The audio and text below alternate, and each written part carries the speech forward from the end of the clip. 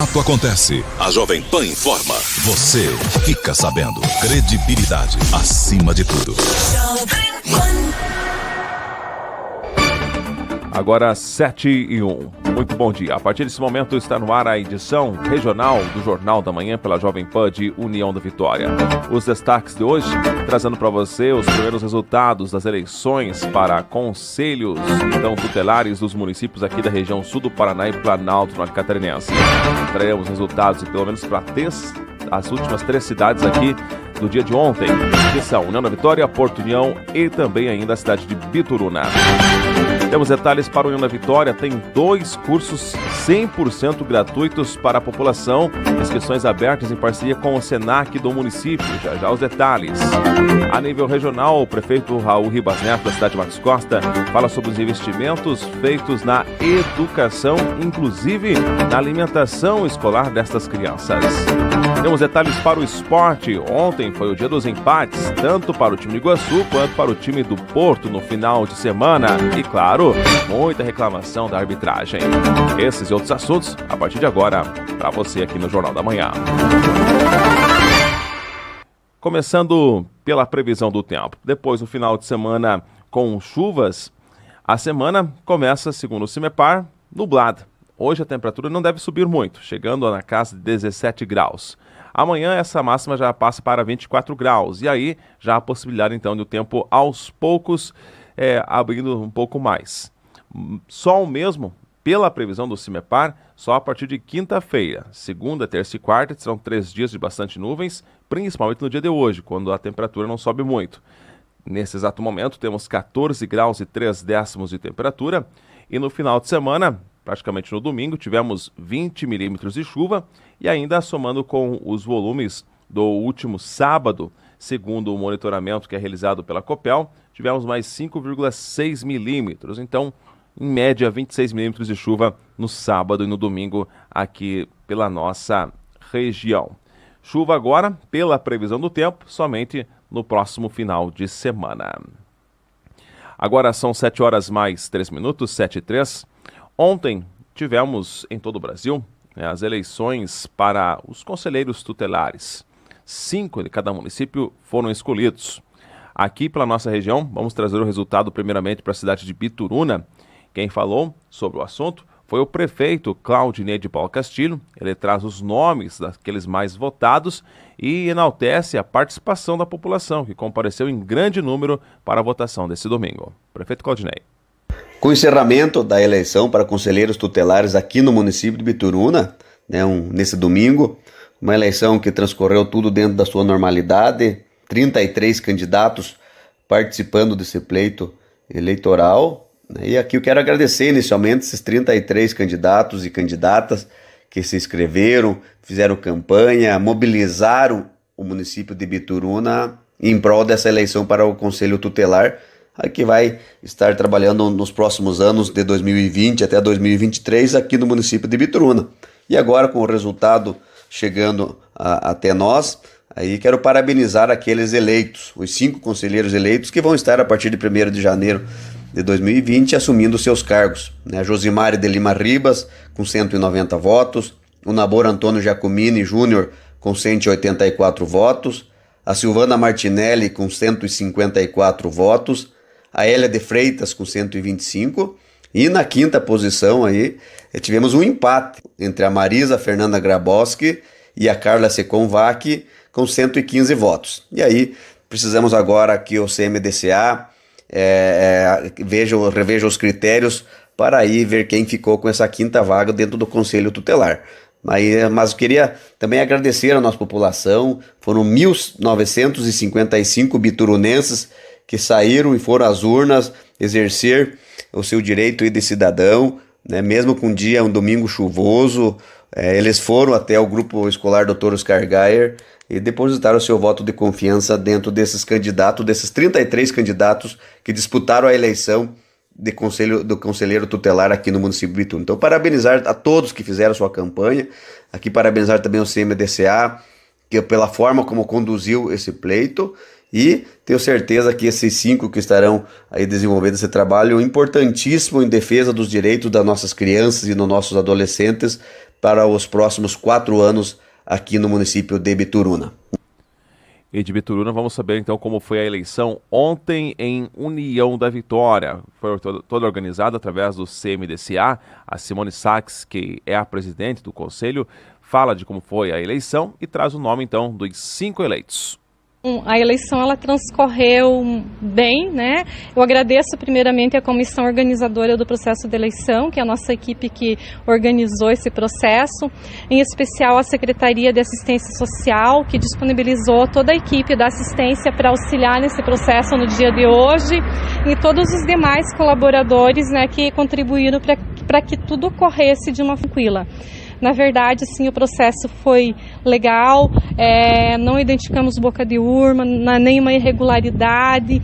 A eleição foi uma eleição justa, com uma participação massiva, uma das eleições com mais participantes, né, mais votantes das 3 últimas eleições. Então, nós tivemos 5 titulares. A Silvana Beatriz Rossinski, ela foi a primeira eleita com 291 votos.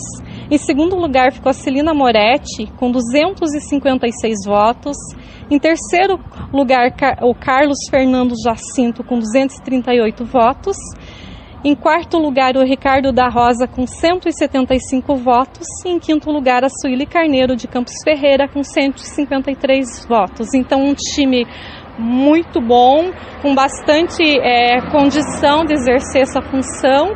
E assim, para chegar a concorrer, né, eles também passaram por um processo de seleção bem criterioso para poder estar concorrendo ao pleito. E claro, vamos também trazer aqui para você os detalhes de Porto União. Deixa eu trazer aqui antes a lista dos 5 eleitos em Porto União, pelo número de votos. A Josiane Silva Cruz, 355 votos, Carla Stasiak com 347 votos, Juliane Rosa, 323 votos, Isabel Cardoso, 237 votos e Celso Castilho, 191 votos, foram os 5 mais bem votados. Quem esteve acompanhando em Porto União toda essa situação da eleição foi o promotor de justiça, senhor Rodrigo Curti Quadro. Fala, inclusive, do importante papel que é desempenhado através do Conselho Tutelar. Um domingo chuvoso, cerca de 2.000 pessoas saíram das suas casas, né, voluntariamente, como bem falasse, para exercer o voto dos mandatários do Conselho Tutelar, né, entidade esta que representa o zelo pela criança e adolescente do nosso município. E olha, nos surpreendeu, muita gente de idade votando, pessoas com deficiência visual votando, que eu tive a oportunidade de conferir. Então assim, é um clima bem descontraído, mas ao mesmo tempo sério, por conta da missão que o Conselho Tutelar tem, né? Então agora nós temos o resultado há pouco dos 5 eleitos, né, e mais 5 suplentes, muito acirrada, diga-se passagem. Nós tivemos aí uma diferença de um voto de um candidato para outro. Mas a gente fica muito feliz, nenhuma intercorrência, nenhum problema de boca de urna, nada nesse sentido nos foi contatado. Então está de parabéns a nossa comunidade, está de parabéns ao município de Porto União. Os novos agora eles tomam posse somente em janeiro, mas o Conselho Tutelar não vem tirar a autonomia e a autoridade do pai, né, na educação, muito pelo contrário. Ele vem fortalecer a autonomia, né? O que a gente quer é que as crianças e os adolescentes que estão ainda com caráter de formação obedeçam as regras, respeitem os mais velhos, enfim, todas essas regras que a gente sabe. E por outro lado, obviamente, quando um pai, um desconhecido ferir o direito de uma criança e adolescente, vamos aí tratar de abusos sexuais, de violência física, violência psicológica, também é o Conselho Tutelar que vai ser acionado para atender esses casos, né? Então são pessoas muito importantes, né? Nossa comunidade tem essa missão tão especial de geralmente aquele soldado na ponta da linha, né? Ter o primeiro contato com aquela criança, com aquele adolescente, muitas vezes é fragilizado, né? Por conta de uma situação dentro de casa ou não. Finalizando esse assunto de Porto União, vamos ouvir ela que foi então a mais votada e com isso em Porto União pela regra torna-se a presidente do Conselho Tutelar, a senhora Josiane da Silva Cruz. Primeiramente, né, agradecer os 355 votos, né, o primeiro lugar. Foi uma eleição, assim, bem difícil, né, foi bem árdua, mas graças a Deus chegamos lá, né. Posso dizer que a população pode contar comigo, né, com o Conselho Tutelar, que nós iremos desempenhar um belo trabalho daqui para frente, a partir do dia 10 de janeiro. O método seria averiguar, né, possíveis denúncias, né, contra a criança, abusos que a gente sabe que infelizmente ocorrem, né, e o Conselho, juntamente com os 5 membros, estarão atuando, né, para fazer o melhor possível em prol das crianças e adolescentes. 7h mais 11, 7h11, e atenção, em União da Vitória está tendo uma parceria junto com o Senac e com isso o município ofertando 2 cursos gratuitos para a população. Curso de cuidador de idosos e também de espanhol. A Marli Oanieski, ela que é diretora do Departamento de Assistência Social do município, fala sobre esses 2 cursos, do período de inscrições, e as aulas já começarão ainda nesse mês de outubro. Acompanhem. A Secretaria de Assistência Social de União da Vitória, em parceria com o Senac, promove os cursos de cuidador de idoso e espanhol básico, que também serão abertos e gratuitos aos moradores de União da Vitória. Para o curso de cuidador de idoso, serão ofertadas 20 vagas para pessoas acima de 18 anos. E o curso de espanhol básico são 15 vagas com idade acima de 15 anos. Importante ressaltar que esses cursos serão gratuitos e disponíveis a toda a comunidade de União da Vitória. As inscrições vão do dia 3 ao dia 10 de outubro. Os interessados deverão dirigir-se ao Senac de União da Vitória, levando CPF, RG e comprovante de residência. É a Secretaria de Assistência Social de União da Vitória oportunizando aos nossos cidadãos uma qualificação com uma instituição profissional reconhecida. Um breve intervalo e já tem informações aqui para os municípios da região sul do Paraná e Planalto Norte Catarinense.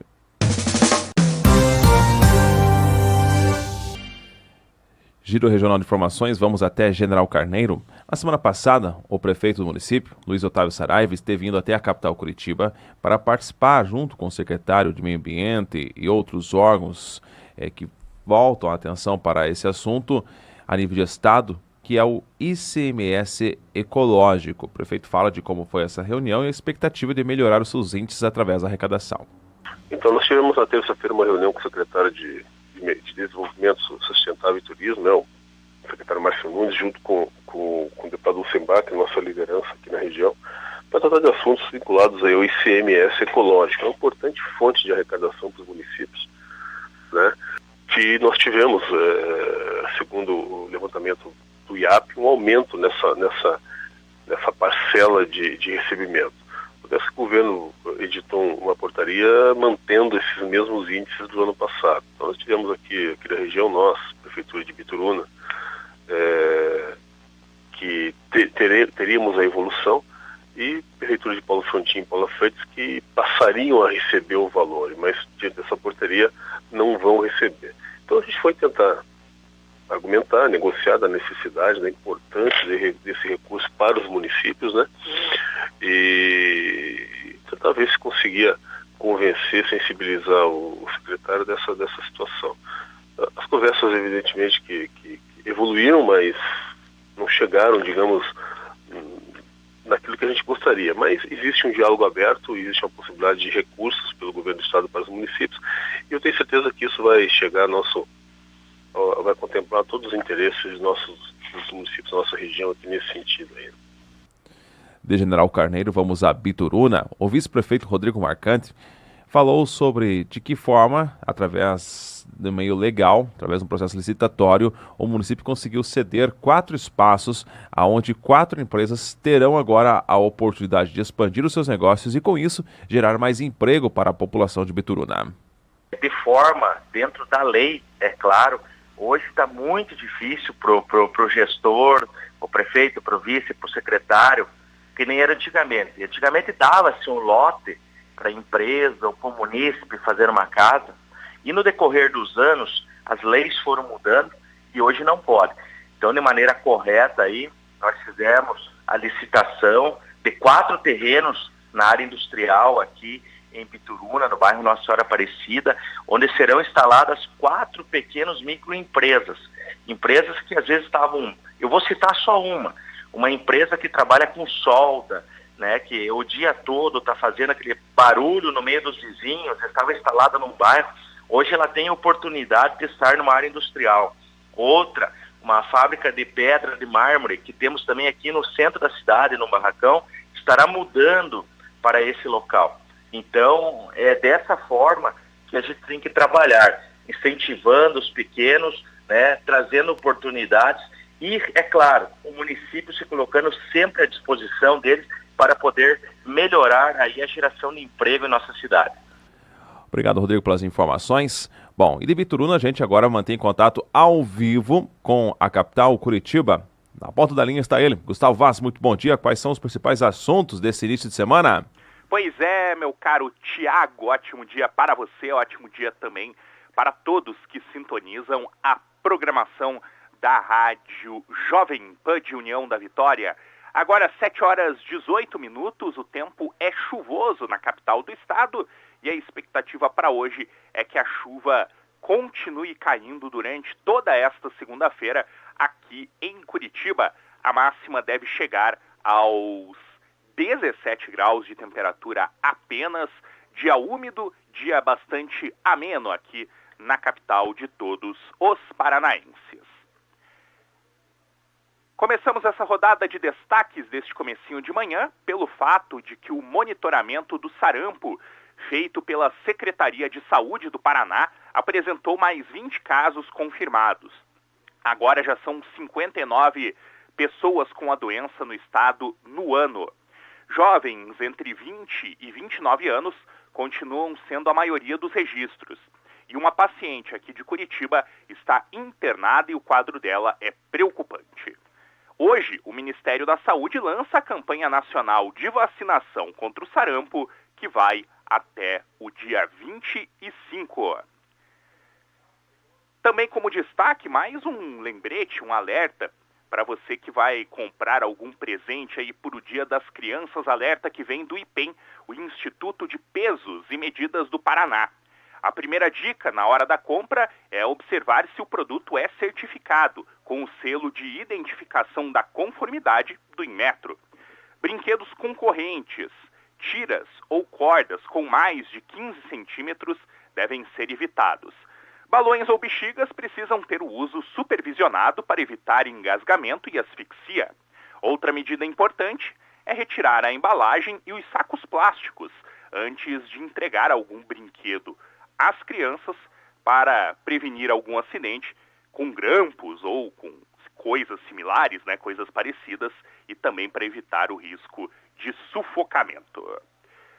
São esses os primeiros destaques para você que sintoniza a Rádio Jovem Pan neste comecinho de manhã de segunda-feira. É mais uma semana começando.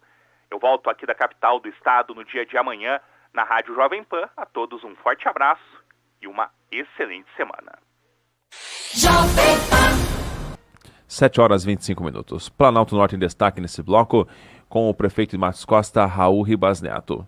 Bom, o município de Matos Costa, de alguns anos para cá, vem se tornando referência de educação a nível de Santa Catarina. Melhorou a sua posição no ranking e o prefeito Raul Ribas Neto, que inclusive é da área da educação, é professor, fala de que forma então o município conseguiu melhorar esses índices, até inclusive dobrando a merenda escolar que é ofertada aos alunos.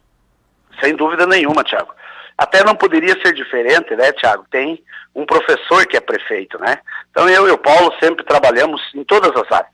A educação é prioridade. E nós entendemos que não existe futuro sem educação, né? Não tem como você projetar um futuro promissor para o município, para a população, para a nossa criança, se você não investir pesado na educação. E graças a Deus, uma das grandes marcas, esse é um dos legados que vamos deixar aqui quando encerrar o nosso mandato, sem dúvida vai ser na área da educação. É dito pela população, Tiago, quem conhece o que fizemos aqui, quem usufrui disso sabe, existiu 2 momentos com relação, um divisor de águas, antes da nossa administração e com a nossa administração. Nós transformamos aqui a educação municipal em todos os sentidos. E temos que melhorar mais, a gente tem um desafio permanente. A estrutura física realmente é de primeiro mundo. Não tenho nenhum problema em afirmar isso aqui, do que nós pegamos, do que era e do que a gente já fez. E acima de tudo, muito mais importante que a estrutura física na nossa avaliação, é você cuidar de quem está dentro da escola. Os alunos, os professores, os funcionários. Então nós aqui fazemos um trabalho grandioso na educação e sempre procurando melhorar, sempre estamos reunidos, dialogando, estamos fazendo um levantamento não só da educação, de todas as secretarias, de todas as áreas, sobre o nosso plano de governo. Logo, logo já estaremos aí divulgando para a imprensa, de todas as propostas, o que nós já cumprimos integralmente, parcialmente, e o que não cumprimos. Mas outro ponto muito importante, Tiago, é que muitas grandes ações não estão no plano de governo, que a gente faz diante da necessidade, diante das conquistas que fazemos, e na educação os números refletem o que eu estou dizendo. É um investimento a longo prazo, o resultado não é de um dia para o outro. Nós que chegamos a ser, num passado não tão distante, graças a Deus não no nosso governo, com o IDEB do melhor nível de Santa Catarina, sendo Porto União em primeiro e Matos Costa numa posição triste. Então a gente investiu muito no professor, na capacitação, no aperfeiçoamento, na merenda, que esse projeto de fazer 2 lanches por período, o aluno quando chega na escola, tanto no período da manhã como no período da tarde, ele ter um lanche, né, antes de entrar para a sala de aula e depois no recreio, porque nós partimos da premissa que o aluno, se ele não está bem alimentado, ele não aprende. Muitos alunos saem muito cedo de casa, então nós estamos fazendo isso. Aumentamos o custo, mas para nós é investimento, então não tem preço essas ações que estão servindo de exemplo para a região, para o estado e quem sabe para o país, né? 7h29. Bom, ao longo desse mês estamos divulgando aqui de forma intensa a campanha do Outubro Rosa, que é um mês que é importante para chamar a prevenção quanto ao câncer de mama, ao câncer de colo de útero. E o porquê a gente chama tanta atenção? Porque é uma doença silenciosa. Quando ela se manifesta, quando ela começa a doer, já está em estágio muito avançado. Aí pouco se pode fazer e o tratamento muitas vezes é muito dolorido, tanto para a paciente quanto também para a família. Por isso que a prevenção sempre foi e sempre será o melhor remédio. Hoje, para falar um pouco mais sobre o câncer de mama, a gente vai ouvir mais uma parte da entrevista com a Rosa Augusta, uma das voluntárias da Rede Feminina de Combate ao Câncer de União da Vitória. O câncer de mama aparece em todas as mulheres e também nos homens, né? Para cada 100 mulheres que têm câncer de mama, um homem tem câncer de mama. É nessa proporção. Mas eles também têm, e a gente recomenda que eles também observem, apalpem, façam o autoexame pelo menos, né?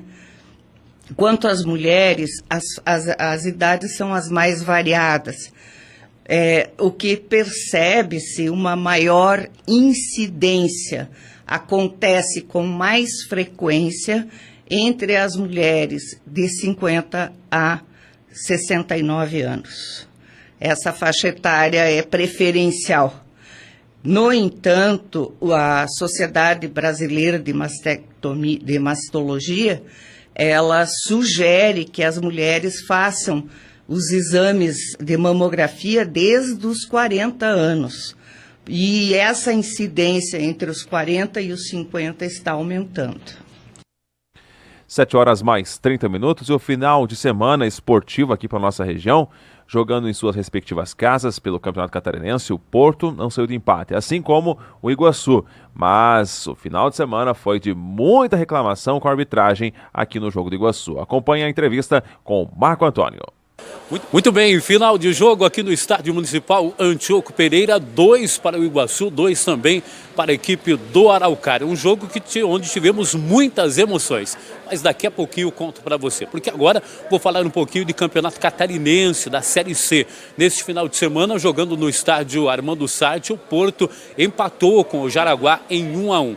E com este resultado, o Porto não tem mais chances de classificação. E quem conversou sobre isso com a gente foi o presidente alemão. Hoje, se falando em classificação, era só a vitória que interessava, né?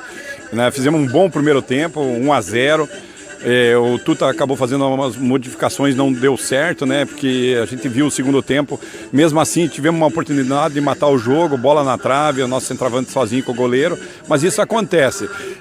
A gente não esperava esse empate, esse revés, pela partida que o Porto fez no primeiro tempo, né? Acima da média, poderia ter feito 3, 4 gols, mas não aconteceu.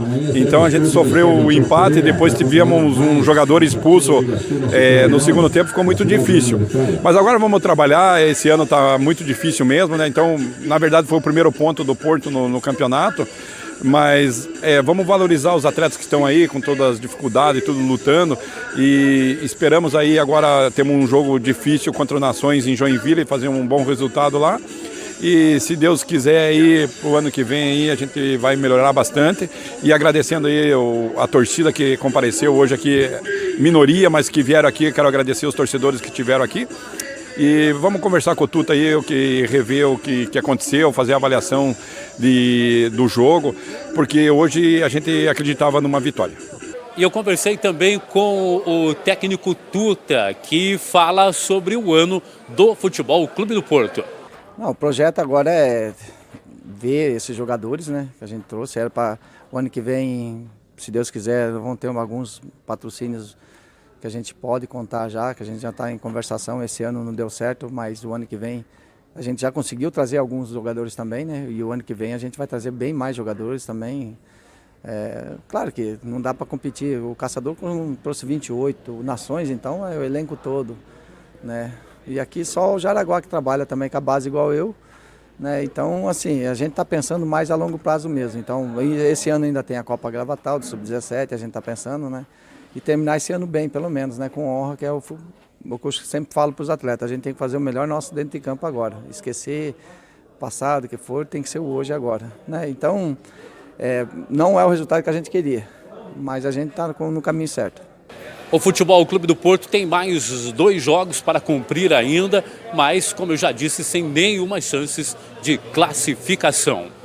E voltando aqui ao Antioco Pereira, falando sobre esse jogo emocionante 2-2 entre Iguaçu e Araucária. Primeiro gol da equipe do Iguaçu marcado pelo zagueirão Tosca e depois o segundo pelo Chimba no finalzinho do jogo. O Iguaçu saiu na frente, o Araucária empatou, depois virou o jogo e no finalzinho então o Chimba fazendo o gol salvador. Eu conversei na saída de campo com o Tosca, que fala sobre a emoção desse jogo.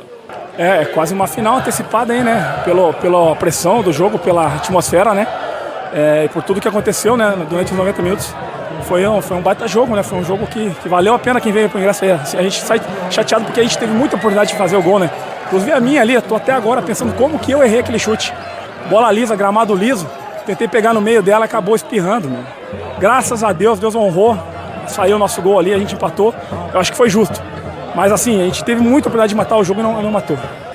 O Tosca falou também sobre a arbitragem, que foi polêmica na tarde de hoje. Do Marcos, do árbitro, eu não vejo que... Eu acho que ele levou bem a partida. O problema a gente teve ali é com o Bandeira, né?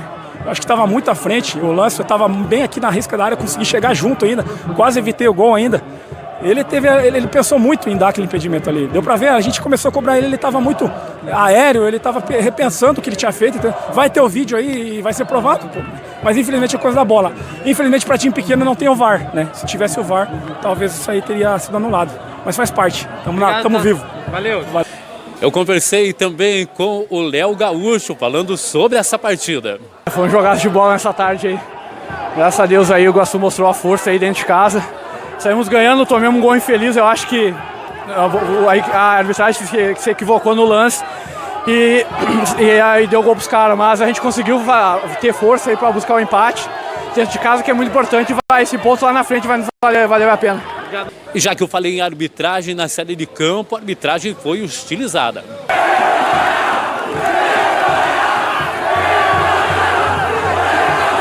Tá aí então, e com esse resultado o Iguaçu é o terceiro colocado na classificação, em primeiro o Araponga e segundo a própria equipe do Araucária e a terceira colocação para a Associação Atlético Iguaçu. Próximo final de semana o Iguaçu folga na tabela. A qualquer momento, mais informações aqui na Jovem Pan. 7h36 e você continua com as principais notícias de todo o Brasil. A todos uma excelente semana. Onde quer que você esteja, permaneça bem informado. Jovem Pan, sempre a par dos acontecimentos.